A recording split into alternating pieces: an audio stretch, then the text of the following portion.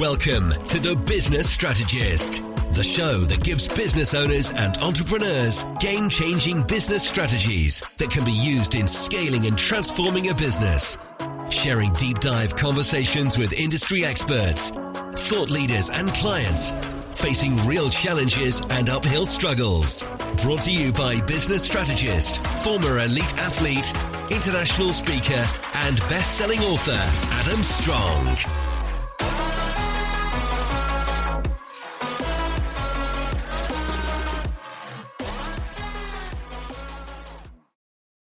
Would you like to be seen as a major authority in your industry? Would you like to be more credible? And would you like to have more leads organically being attracted to who you are and what you stand for? Then guess what? You need to develop and create more content marketing. And in today's episode, I'm going to share with you my strategy for creating content in 7 easy steps. So this week, welcome to The Business Strategist.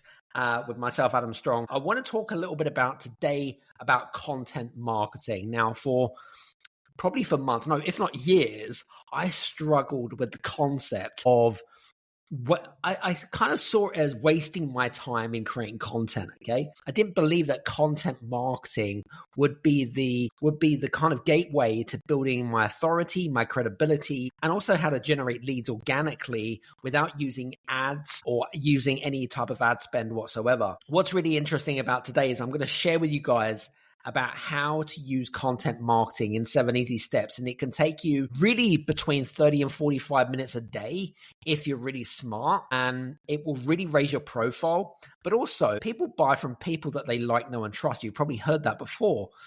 But in my industry, for example, it generally takes between 4 and 6 months on average for most people to become a client. Now, in your industry, it might be slightly different.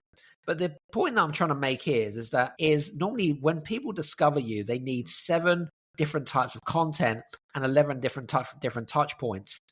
And the reason why that normally happens is that people over time then feel that they can trust who you are, but also how they feel and how they resonate with you and what you stand for, and if there's a connection between the two.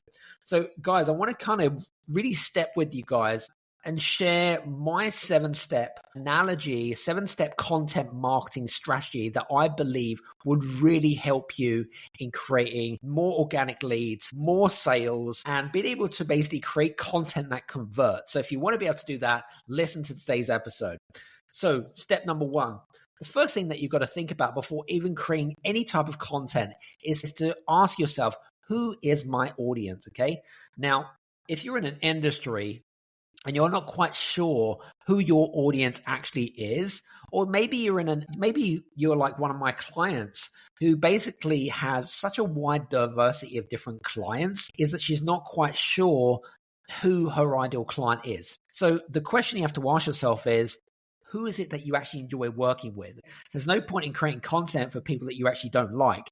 That would be completely ridiculous. So create content for one specific type of clientele or one specific ICP. Who is the audience? You may have 1, 2, 3, multiple different types of ICPs right now, but I want you to just focus on one. Focus is extremely important because each type of audience is going to have a slightly different message. They're all going to have slightly different challenges and pain points. And you've all got to speak and communicate to them in a slightly different way.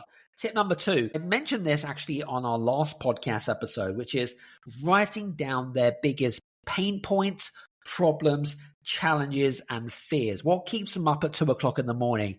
What keeps their mind ticking over and over and over again? Okay. So what are the things that they're thinking about, and what are the things that could you potentially help them with? So whether it be you're a financial advisor, the ICP is that they're worried if their pension is protected. If you are an accountant, the pain point of maybe an entrepreneur or business owner is, am I HMRC compliant, for example, or am I compliant with paying the right taxes to the IRS? So thinking about what are the biggest fears, pain points, challenges, and problems that your ICP is really experiencing. So I always create content to inspire them, but also educate them. The reality is, ladies and gents, is that most things can be found out. Most things have been invented these days. Now, if I want to find something out, what do? What are the two things that you tend to do? Most of your clients are going to go on two things. They're either going to go on Google or they're going to go on YouTube, which is actually owned by Google anyway. But they're going to find out how they can solve their problems. They're probably doing that at 2:00 in the morning, type it in, how do I solve this? Or how do I do this? Or how do I do that? They're probably doing that right now. So I want you to create content which is going to help solve their problem. Point number 3, I want you to think about 3 to 4 content pillars that you could speak for without even doing any research. So in my case, for example, the 4 different types of content pillars that I have is, number 1 is mindset. The second one is how to scale your business. Number 3 is how to exit your business. And number 4, leadership. So those are the 4 content pillars that I create. Those are the ones that I tend to talk about. So choose 3 to 4 content pillars that you have no problem in talking about, whether it be money, whether it be taxes, whatever it is. Choose 3 to 4 content pillars and only 3 to 4 content pillars only. Step number 4, and this is something that we're doing right now that is absolutely going to save you so much time right now. Now, pay close attention to this because I think this is an absolutely crucial thing that you need to do. So the next step that you need to do is you need to find out people in your industry, what's working for them and who are those people. So the best thing that you can do right now is go over to Favicon. So that's Favicon. Go to Favicon, download, sign up to do the 14-day free trial or whatever it might be. Download the Google Chrome extension, and pick 1 or 2 industries that are closely affiliated to you. So is it finance? Is it startup? Is it tech? Whatever it might be. Pick 2 industries that are closely related to you. And then find out from those industries, you'll be able to then see who are the top 50 creators within that industry. Now, what you want to do is you actually want to start following those people, maybe connecting with them if it's possible, but start following them on LinkedIn. LinkedIn's a great place to hang out, but follow those people and you'll be able to see what type of content that they're creating and what you learn from those individuals. So start to do that. So think about who is it that specializes in your niche and what is working for them. So one of the things that I love to do is I love to study other people, not copy them, but I love to study what they do. So that moves me into the next step, which is step number 5.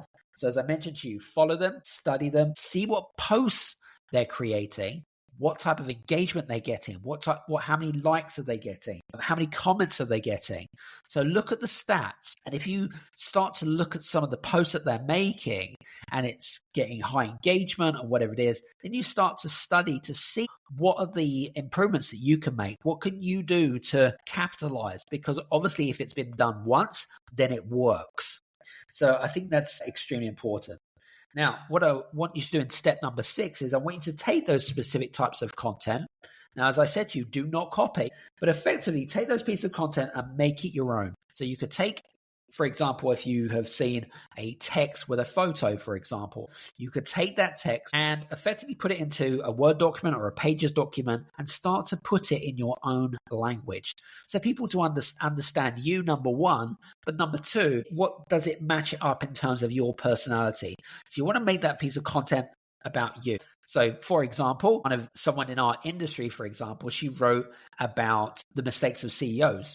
So what I did is I basically took the post and made it my own insights, but effectively use the same structure because, again, it works. So I think that's extremely important. Now, step number 7 is absolutely crucial.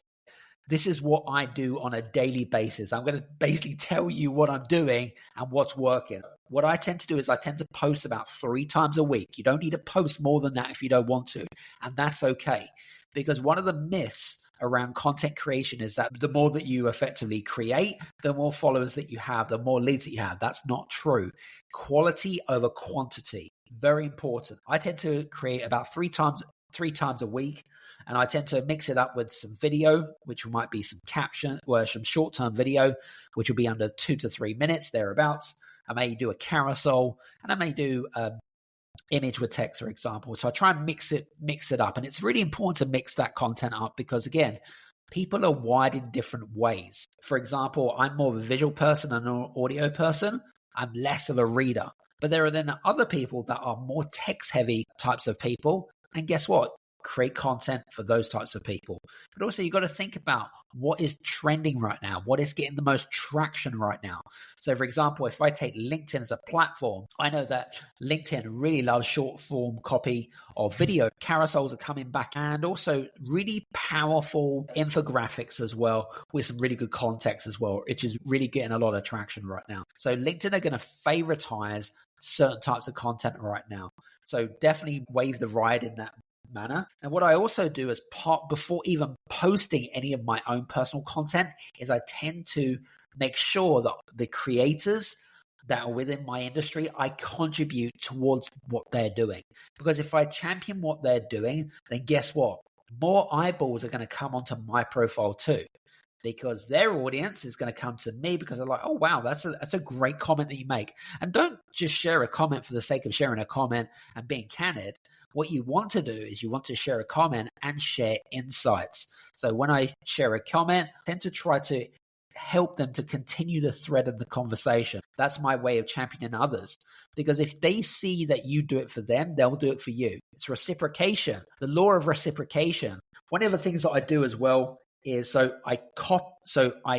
comment for 30 minutes, 20 to 30 minutes before posting. That means LinkedIn can see that I'm active, and then I will post. And then after I posted, you want to make sure that you are active online for 30 minutes after you post. And the reason why that you want to do that is because in the first hour of posting, that is one of the most crucial times of posting. And the reason for that is because you're going to get a 40% uptake of people reading your post because it's at the top of the feed. The more time that carries it on, the less chance it is people are then going to see, going to comment, engage, and so forth, right? After the first hour, it loses another 40. So let's just summarize what I have mentioned to you guys. This is a content creation machine that converts into 7 easy steps. So the first one I mentioned is thinking about who is your audience. So create content, which is who is the audience, have a good idea and a good picture in your mind.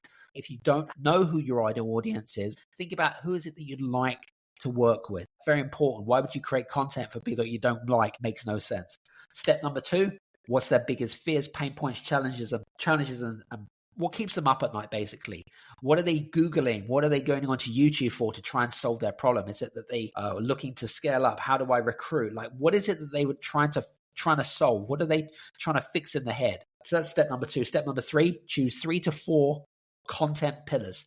So these are content pillars that you, as an industry expert, would not need to do any research. Don't do any more than 4, okay? 3 to 4 is perfect, all right? Step number 4, use Favicon to research 30 to 40 industry experts in your niche, all right? And get to know them. Number 5, follow them, study them. Do not copy them, but see what they do. So see what posts are getting engagement, see what posts are getting likes, see what posts are getting comments, and what can you do with that particular content, all right? What I tend to do, step number 6, is take those specific types of content and make it your own. That means personalize it based on your language, based on the way that you communicate, based on your personal values. Because guess what? If it's been done once, then it will rinse and repeat. No point in reinventing the wheel, ladies and gents, okay? Completely pointless. And number 7, post 3 times a week, quality over quantity, and comment 10 to 20 times per day. But also make sure that you are making comments on people within your industry minutes prior to posting, and also making sure that you are engaging with people that are leaving comments and engagement on your posts. Because there's one thing which really harms your brand is ghosting and posting. And my good friend Jasmine Alec talked about this. What's the point in posting if you're going to ghost people? What social media love is they love to have conversations. They want people to stay on the platform. They want people to create conversations and engagement. So that's the best way to do that. So listen, hope that this has been a useful task. What I would endorse you to do, I've gone through that at about a lightning speed, is to pause this, go back, rewind, listen, and go through the steps that I have effectively given you my content marketing strategy. And you will see, you will see an uptake in organic reach, in your profile views, in just basically organic leads that converted, because it's going to be so much more easier for sales and also just client conversion. So listen, I hope that this has been of useful, and I hope this exercise has really kind of given you some epiphanies more than anything else. And I hope you're excited for the next episode. Anyway, from me, Adam Strong, take care. See you soon. Thanks for listening to The Business Strategist with Adam Strong. Follow Adam on LinkedIn, YouTube, and adamstrong.net. Leave a review on Apple or Spotify.